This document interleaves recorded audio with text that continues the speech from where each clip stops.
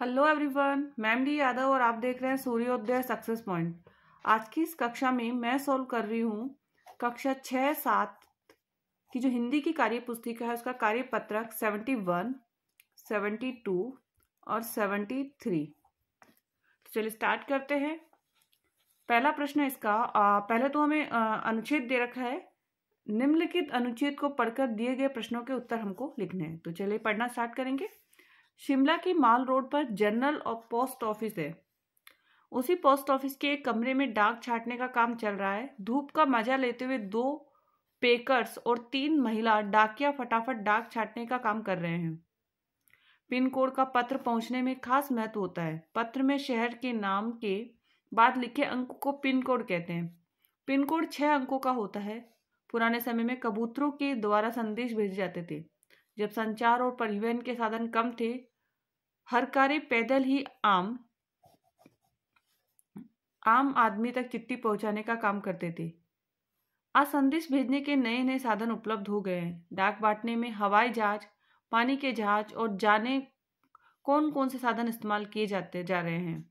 अब लोग नई तकनीकों जैसे ईमेल आदि से जुड़ गए हैं। अपनी बात कोई भी व्यक्ति तुरंत दुनिया के किसी भी कोने तक पहुंचा सकता है। तो ये हमारा पैराग्राफ था। अब इसके आंसर हमें देने हैं। पहला प्रश्न है इसका कि पत्र में पिन कोड कितने अंक का होता है। तो पत्र में पिन कोड होता है 6 अंकों का। कितना होता है? 6 अंक का या 6 अंकों का। ठीक है। नेक्स्ट, आज हम समाचार के कौन कौन से साधन का प्रयोग करते हैं लिखिए। अखबार हम प्रयोग करते हैं, ईमेल हम प्रयोग करते हैं, मोबाइल हम प्रयोग करते हैं और टीवी का भी हम यूज करते हैं। अखबार, ईमेल, मोबाइल और टीवी। दिए गए शब्दों का अर्थ लिखिए। छांटना मतलब होता है अलग अलग करना, अलग करना। छांटना का मतलब हो गया अलग करना। गुनगुनी, गुनगुनी का मतलब होता है हल्की गर्म, हल्की गर्म। गुनगुनी का मतलब क्या हो गया? हल्की गर्म। परिवहन, परिवहन का मतलब होता है साधन। परिवहन का मतलब क्या हो गया? साधन। नेक्स्ट, हर कार्य, हर कार्य का मतलब होता है संदेश देने वाला, या हम उसको कह सकते हैं डाकिया, संदेश पहुंचाने वाला,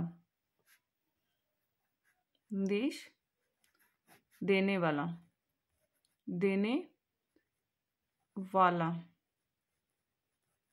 संदेश देने वाला, और उसको क्या कहते हैं? डाकिया। नेक्स्ट है तकनीकी। तकनीकी को मतलब है प्रौद्योगिकी। क्या हो गया? प्रौद्योगिकी।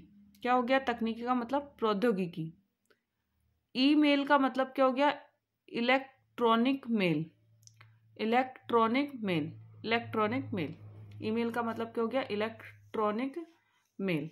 नेक्स्ट है बॉक्स में दिए गए शब्दों का प्रयोग कर वाक्यों को पूरा कीजिए। 4 हमें हिंट दे रखी है। हमें आंसर देखना है। बिना तारों का टेलीफोन, क्या कहेंगे? बिना तारों के टेलीफोन को मोबाइल फोन, मोबाइल फोन। ठीक है। नेक्स्ट है ईमेल। ईमेल को हम द्वारा भेजा जाता है। ईमेल किसके द्वारा भेजा जाएगा? मोबाइल फोन के द्वारा, इंटरनेट के द्वारा। तो ईमेल भेजा जाता है इंटरनेट के द्वारा, या कंप्यूटर भी हम लिख सकते हैं। इंटरनेट द्वारा भेजा जाता है, या इसकी जगह अपन आ सकता है कंप्यूटर भी हम लिख सकते हैं। नेक्स्ट है अगर आप किसी को पत्र लिखते हैं तो पत्र में पते में यह जानकारी किस क्रम में लिखते हैं? गली मोहल्ले का नाम सबसे पहला आएगा, घर का नंबर, राज्य का नाम, खंड का नाम, गांव, कस्बे, शहर का नाम। सबसे पहला आएगा घर का नंबर। नंबर 1 पे क्या आएगा? घर का नंबर। दूसरे नंबर पर आएगा गली मोहल्ले का नाम,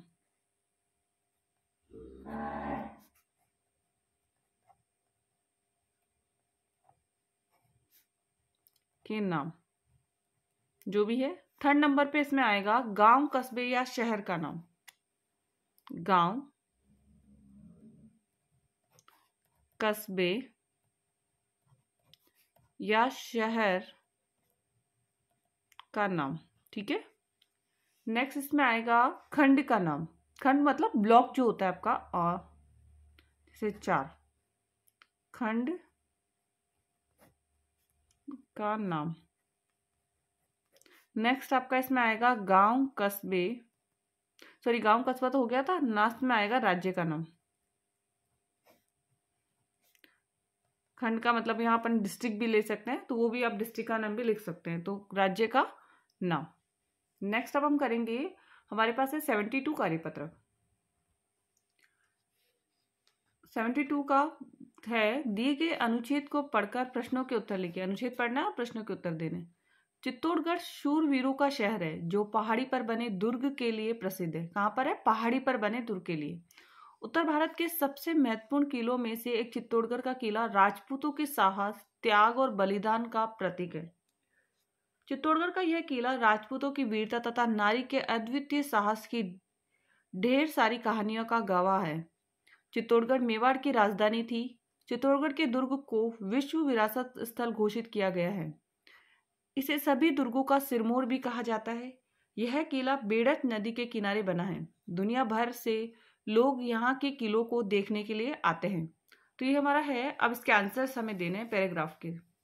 चित्तौड़गढ़ है शूरों का शहर, सेठों का नगर, कायरों का शहर, कोई नहीं, तो है शूरवीरों का शहर। चित्तौड़गढ़ क्या है? शूरवीरों का शहर। चित्तौड़गढ़ राजधानी था मेवाड़ की, उदयपुर की, ग्वालियर की, बूंदी की। तो किसकी थी? मेवाड़ की राजधानी थी चित्तौड़गढ़। चित्तौड़गढ़ किस लिए प्रसिद्ध है? तो चित्तौड़गढ़ जो प्रसिद्ध है वो है पहाड़ी पर बने दुर्ग के लिए। पहाड़ी पर बने दुर्ग के लिए प्रसिद्ध है। पहाड़ी पर बने दुर्ग के लिए प्रसिद्ध है। ठीक है। नेक्स्ट, चित्तौड़गढ़ का किला कौन सी नदी के किनारे स्थित है? कौन सी नदी के किनारे है? तो चित्तौड़गढ़ का किला बेड़च नदी के किनारे स्थित है। तो यहां लिखेंगे हम चित्तौड़गढ़ का किला बेड़च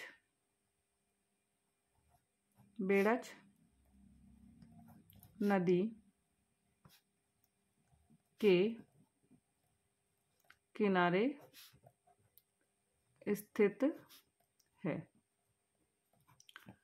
चित्तौड़गढ़ के किला बेड़च नदी के किनारे स्थित है। नेक्स्ट, चित्तौड़गढ़ भारत के किस राज्य में है? तो भारत के किस राज्य में है? तो चित्तौड़गढ़ भारत के राजस्थान राज्य में है। राजस्थान कहाँ पर है? राजस्थान में। नेक्स्ट है, अर्थ लिखकर वाक्य बनाइए। अर्थ लिखना है और वाक्य बनाना है। पहला है साहस। अब साहस का जो अर्थ होता है वो क्या होता है? हिम्मत। अब वाक्य बनाएंगे। रानी लक्ष्मीबाई ने बड़ी ही साहस से लड़ाई लड़ी। बड़ी ही साहस से लड़ाई लड़ी, हिम्मत से लड़ाई लड़ी थी उन्होंने। बलिदान मतलब होता है त्याग।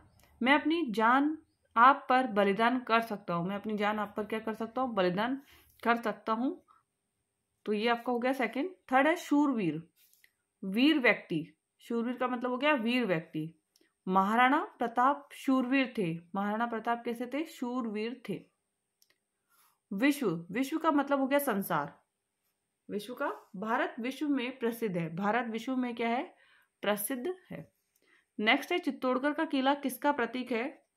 चित्तौड़गढ़ का किला, इसका आंसर है चित्तौड़गढ़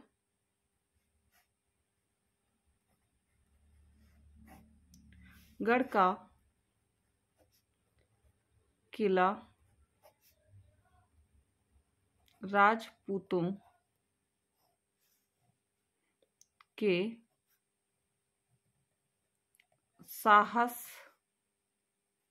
साहस, त्याग और बलिदान का प्रतीक है। चित्तौड़गढ़ का किला राजपूतों के साहस, त्याग और बलिदान का प्रतीक है। नेक्स्ट, दिए गए शब्दों के समानार्थी शब्द लिखिए। साहस का हो गया हिम्मत, अद्वितीय का हो गया अनोखा और सिरमौर का हो गया मुकुट। अद्वितीय का हो गया अनोखा, सिरमौर का हो गया मुकुट। नेक्स्ट अब करेंगे 73।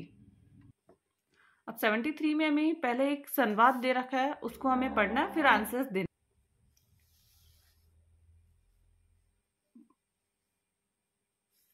पवन, दिवाली पर तुम्हारी कितनी छुट्टियां हैं? समीर ने उत्तर दिया, हमारी 1 सप्ताह की छुट्टियां हैं। पवन कह रहा है, तब तो बड़ा मजा आएगा तुम्हें।